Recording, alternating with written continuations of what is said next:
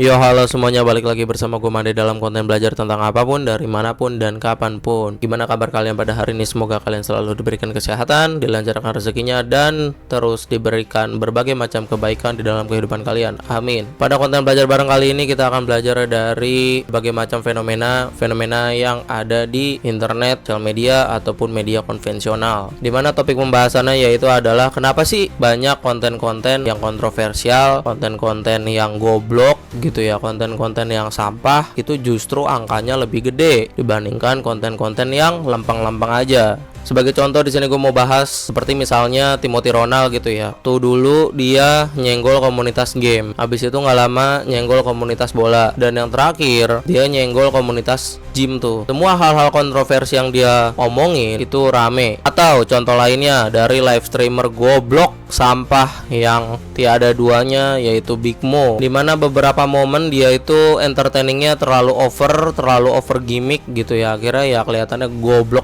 kira sampah, tapi angkanya tetap terus banyak ditonton. Ataupun konten-konten lainnya lah yang udah marak banget di sosial media gitu, termasuk cewek-cewek joget di TikTok gitu kan. Nah, kenapa sih hal-hal itu semua angkanya tuh gede gitu, yang nonton tuh gede, viewsnya tuh gede? Jawabannya simple, jawabannya itu cuma satu, karena kitanya goblok. Maksudnya gimana bang, kok kitanya goblok? Iya, kitanya goblok, lu semua goblok, guanya goblok, kita semua goblok. Kenapa? Alasannya karena kitanya goblok, ya karena kitanya nontonin itu tuh terasa terhibur sama hal-hal yang goblok tersebut. Spesifiknya misalnya Big Mo ya, beberapa momen ke belakang gitu ya, Big Mo sama kakaknya kontroversi gitu kan. Kakaknya berstatement yang aneh-aneh terkait sosok istri orang pemain sepak bola gitu, yang dimana sebenarnya itu mah obrolan tongkrongan, tapi dia nge-live stream tuh dan dia udah punya masa. Akhirnya apa? Ya akhirnya ya udah, pihak dari orang tua istri tersebut nggak terima gitu kan, ingin menjalani ke ranah hukum, dan akhirnya apa? Kakaknya tuh cuman klarifikasi minta maaf, udah. Big Mo-nya juga kayak minta maaf gitu, udah. Ya, sampai Big Mo dan ibunya itu diundang di podcastnya Bang Densu ya kan, yang dimana ada klip yang rame dari podcast tersebut. Terdapat statement ibunya Big Mo yang memang waktu itu rame diperbincangkan, dimana ibunya Big Mo ini rela minta maaf, sujud-sujud ke pihak orang tua istri pesepak bola tersebut atas kelakuan anak-anaknya. Podcast Bang Densu pun itu angkanya ya rame, banyak yang nonton. Jadi kenapa sih hal-hal yang drama, hal-hal yang kontroversi itu tuh bisa bikin rame? Ya karena kitanya goblok, kitanya masih nontonin. Coba kalau kita cuek, ya udah. Cuma permasalahannya ini kan adalah kita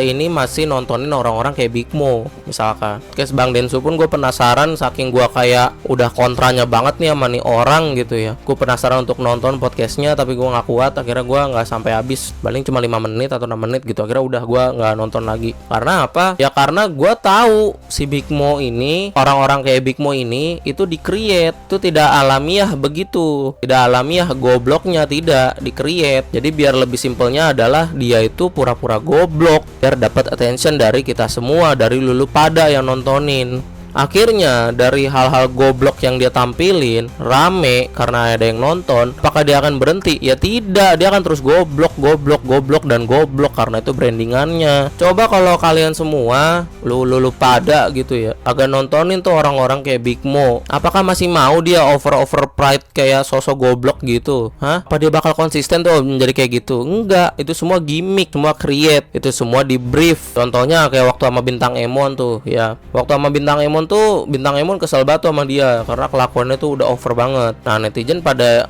highlightnya ke Bintang Emonnya, tapi kalau gue pribadi ke Big Mo-nya. Kenapa ke Big Mo-nya? Karena ya itu semua gue yakin udah di brief. Gue yakin semua itu udah di-create, yang memang ujung-ujungnya itu sesuai apa yang dia mau. Apa yang dia mau? Ya reaksi goblok-goblok lu semua yang memberikan atensi ke Big Mo. Kita kan semua nggak pernah tahu tuh di balik layar antara Bintang Emon dan Big Mo itu kayak gimana gitu kan. Apakah memang Bintang Emon ini benar-benar bete, nggak pada kira pulang, nggak pada kira nge-blacklist si Big Mo atau gimana, kita kan nggak tahu. Tapi yang jelas semua konten sebelum diproduksi itu pasti di brief. ada briefingnya. Gak mungkin langsung kucuk-kucuk tag gitu, nggak mungkin. Pasti ada yang dipikirin, pasti ada yang didilin. Apalagi ketika lu ngonten sama orang lain yang memang punya nama juga gitu, collab, ya pasti ada dealnya tuh. Karena itu di tempat Big Mo yang memang sudah terkenal dengan kegoblokannya, maka secara langsung ya udah tayangannya goblok aja gitu. Akhirnya bikin over gimmick yang membuat Bintang Emon bete. Ya anggaplah Bintang Emon itu bete beneran, yang memang bener-bener ngerasa nih orang apa sih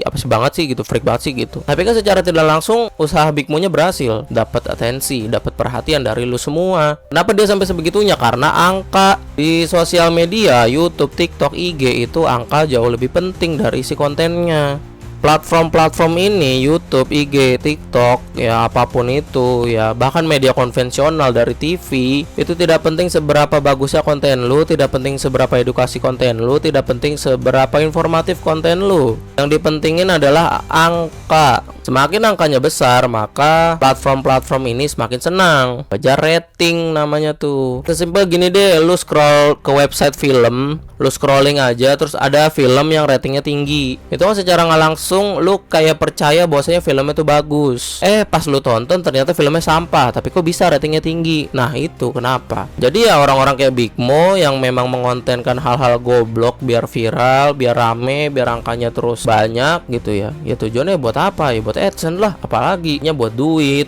Apalagi dia live stream, bisa disawer gitu kan. Dan yang paling gobloknya lagi adalah orang-orang nontonin dia itu sambil ngesawer, sambil ngasih donate, mulai dari nominal yang kecil sampai yang gede. Ya alhasil orang-orang kayak Big Mo mikir, oh ini berhasil nih, gue dapet duit nih. Ya udah, dia nggak penting tuh edukasinya, tidak penting tuh informasinya, tidak penting sama keadaan lu kayak gimana, nggak penting. Yang penting mah apa? Cuan, udah selesai. Apakah itu salah? Ya kagak juga. Itu mah pilihan orang lain ya. Itu memang pilihan orang-orang yang menggeluti media sosial gitu, ya itu mah terserah lu lah, pilihan lu. Tapi ya toh mau sampai kapan lu terkenal branding seperti orang-orang tolol, over gimmick dan lain sebagainya? Mau sampai kapan? Masalahnya kalau di media sosial nggak bisa dikontrol orang-orang yang nonton. Ada yang bocah lah, masih sekolah, nontonin orang-orang kayak Big Mo, terus pola pikirnya tuh kena kayak, kalau gitu mah nanti gua kalau udah gede jadi live stream tolol aja dah, gue bisa dapet duit. Kalau udah kayak gitu menyebar masif, semua orang masih nontonin, semua orang masih berharap bahwasanya bisa kayak si Big Mo